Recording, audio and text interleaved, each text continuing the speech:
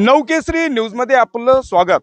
आपण आहोत ठाणे जिल्हा। ठाणे जिल्ह्यात असणाऱ्या शहापूर तालुक्यामध्ये असणारं जो मठ आहे, भोगावती नदीच्या तीरावर वसणारं जे रमणीय ठिकाण आहे, त्या ठिकाणी रमनाथजी महाराज यांची संजीवन समाधी या ठिकाणी आपल्याला आणि त्या अनुषंगाने त्रिपुरा उत्सव 2025 च्या माध्यमातून गेले 3 दिवस चालणारा हा रंगतदार सोहळा आज गंगा यान होता आणि आज खऱ्या अर्थानं शेवटचा दिवस आहे। त्या अनुषंगाने जवळजवळ महाराष्ट्रातून लाखो भाविक आहे तो आपणाला ह्या मठामध्ये आलेला आहे। त्या अनुषंगाने इथं भक्तांच्या मनात काय भाव जोडलेत पाहूया। रमणनाथजी महाराजांची संजीवन असणारी ही समाधी, या समाधीच्या स्थळी जवळजवळ महाराष्ट्रातून लाखो भाविक आहे तो या ठिकाणी आपणाला दर्शन घेण्यासाठी आपणाला बघायला मिळतोय। खऱ्या अर्थानं महाराष्ट्रामध्ये त्रिपुरा उत्सव 2025 च्या माध्यमातून जवळजवळ 1 लाखहून अधिक भाविक आहे तो या ठिकाणी आपणाला नतमस्तक झालेला बघायला मिळतोय।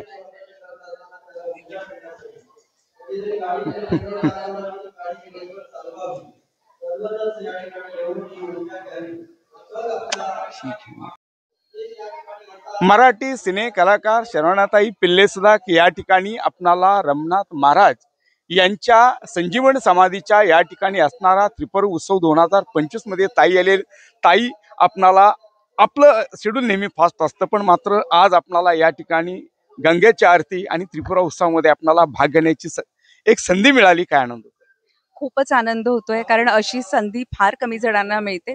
मुळात मला असं वाटतं की हे माहीतच नसतं की असे याग होतात आणि आपण इथे यायला पाहिजे, गंगा मातेच्या दर्शनासाठी यायला पाहिजे, हे मुळात मला आधी माहीतच नव्हतं।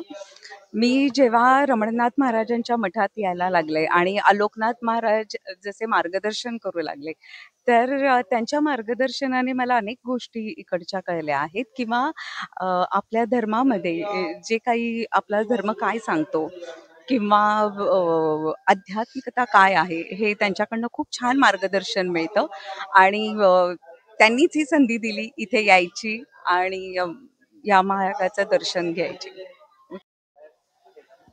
त्रिपुरा उत्सव 2025 च्या माध्यमातून आमदार कथोरे साहेब या ठिकाणी आलेले आहेत। गेल्या अनेक वर्षापासून सर आपण या ठिकाणी येता, समाधीला भेट देता, काय वेगळा आनंद होतो? त्रिपुरा पौर्णिमेच्या निमित्ताने सर्वांना मनापासून शुभेच्छा देतो।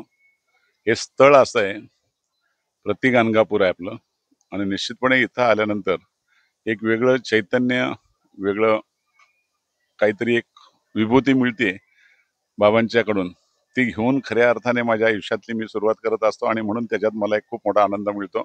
जनतेलाही त्याच भावनेतून या ठिकाणी प्रसाद मिळतो, त्या प्रसादाचा लाभ 100% होतो असा माझा विश्वास। भोगा नदीच्या तीरावर हा रंगतदार जो आपणाला त्रिपुरा निमित्त दिसणारा जो कार्यक्रम बघायला मिळतोय, सद्गुरू रमनाथजी महाराज संजीवन समाधीच्या आजच्या या त्रिपुरा उत्सवानिमित्त 2025 मधले आपण दृश्य बघतोय। महाराष्ट्रातील अनेक या ठिकाणी आपणाला राजकीय, शासकीय विविध क्षेत्रातले मान्यवर या ठिकाणी आपल्याला बघायला मिळत आहेत। शहापूर तालुक्यातील भोगावती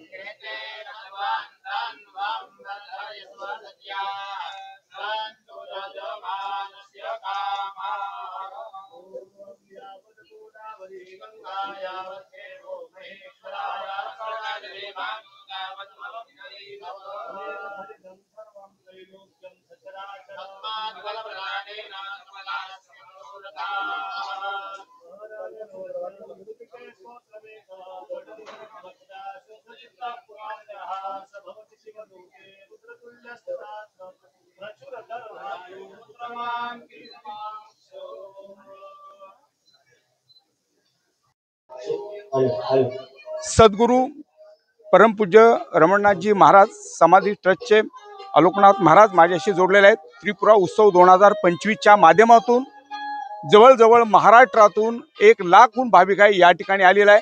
सर, गेल्या अनेक वर्षापासून एक वेगवेगळे उपक्रम या ठिकाणी राबवले जातात. ही अथांग गर्दी, अथांग जनसागर पाहून रमनाथजी महाराजांनी लावलेले समाजसेवेचं जे छोटंसं रोपटं आहे त्याचा भला मोठा वटवृक्ष बघायला मिळतोय. काय आनंद होतो. सद्गुरू रमणनाथ महाराज यांचं नामकरण भगवान दत्तात्रयांनी रमणनाथ म्हणून ठेवलेलं आहे. ही भूमी रमणीय आहे. इथे आलेला प्रत्येक भक्त हा सुखावला जातो. काल आपले जे प्रतिष्ठित आणि ज्येष्ठ आमदार संजय केळकर साहेब हे जेव्हा पहिल्यांदा इथे या भूमीवर आले तर त्यांनी एक अगदी अध्यात्म असा नाम उल्लेख केला की या भूमीमध्ये स्पंदन, जी ऊर्जा जी प्रत्येक भक्ताला एक आत्मिक सुख आणि मन समाधान देते, त्याच्यामुळे प्रत्येक भक्त आपल्या जीवनामधील असणारं प्रत्येक दुःख विसरून जातो. अशी रमणनाथ महाराजांची भूमी आहे. आणि रमणनाथ महाराजांनी प्रत्येक भक्ताला दिलेली अनुभूती, प्रचिती, प्रत्येक भक्ताचं झालेलं कल्याण, त्याचं सुखावलेलं कुटुंब, त्याच्यामुळे प्रत्येक भक्त या श्रद्धेने रमणनाथ महाराजांच्या या समाधी महोत्सवाला येतो, त्यांचं दर्शन घेतो आणि आत्मिक आनंद, त्यांचा कृपा आशीर्वाद आपल्या घरामध्ये घेऊन जातो. शहापूर तालुक्यातील भोगावती नदीच्या तीरावर वसलेलं रमनाथजी महाराज यांची संजीवनी समाधीला माझ्यावर गेले अनेक वर्ष या ठिकाणी आनंदी जोडलेले आहे. आनंदी काय वाटतं, इथं देव आहे, भाव आहे, 1000 वर्षांची परंपरा आहे आणि महाराष्ट्रातल्या संस्कृतीचं एक आगळं वेगळं या ठिकाणी आपल्याला दर्शन बघायला मिळतोय. आपण संजीवन समाधीला भेट दिली, अनेक वर्ष आपण येत आहे. काय वेगळे भाव आहेत. मी लहानपणापासून इथे येते. म्हणजे खरं सांगायचं तर माझी आई लहान होती तेव्हापासून आम्ही येते. तेव्हा हे पूर्ण जंगल होतं, फक्त रमणनाथ बाबांची समाधी होती. आणि तिथून म्हणजे एक आपण म्हणतो ना, एक आत्मीयता असते का, आपण खूप कधी घरी टेन्शन मध्ये असलो, काय असलो का, इथे आलं असं एकदम शांत असं वाटतं नाही सगळं व्यवस्थित होणार. एक या स्थानाबद्दल मला आत्मीयता आहे, आदर आहे. आणि तसंच म्हटलं तर आपण असं म्हणतो देव कोणी बघितलाय, पण इथे आलं खरं असं वाटतं का नाही, काहीतरी एक अशी पॉझिटिव्हिटी आहे का ती आपल्याला नेहमी सपोर्ट करत असते प्रत्येक गोष्टीमध्ये. त्याच्यामुळे मी आवर्जून इथे येते आणि मी सगळ्यांना सांगेल का नक्की तुम्ही या, श्रद्धा ठेवून या. तुम्ही श्रद्धा ठेवून आले तर नक्कीच तुम्हाला इथे देव नक्की भेटणार, म्हणजे भेटणारच. आणि माझा जो अनुभव आहे तोच सगळ्या अनुभव मिळावा ही माझी इच्छा आहे. आणि म्हणून संजीवन समाधीच्या ठिकाणी आल्यानंतर इथं देव आहे, भाव आहे आणि 1000 वर्षांची परंपरा आहे. महाराष्ट्रामधल्या खऱ्या अर्थानं महाराष्ट्र ही संतांची भूमी आहे आणि म्हणून या महाराष्ट्राला लाभलेलं आगळं वेगळं दर्शन सोहळ्याच्या माध्यमातून, त्रिपुरोत्सवाच्या माध्यमातून रमनाथजी महाराज यांच्या संजीवन समाधीला महाराष्ट्रातून जवळजवळ लाखो भाविक आहे त्यांनी इकडे आपल्याला हजेरी लावलेली बघायला मिळते. कॅमेरामॅन शमिका गंद्रेसह मी रिपोर्टर सागर पाटील, भोगावती, शहापूर.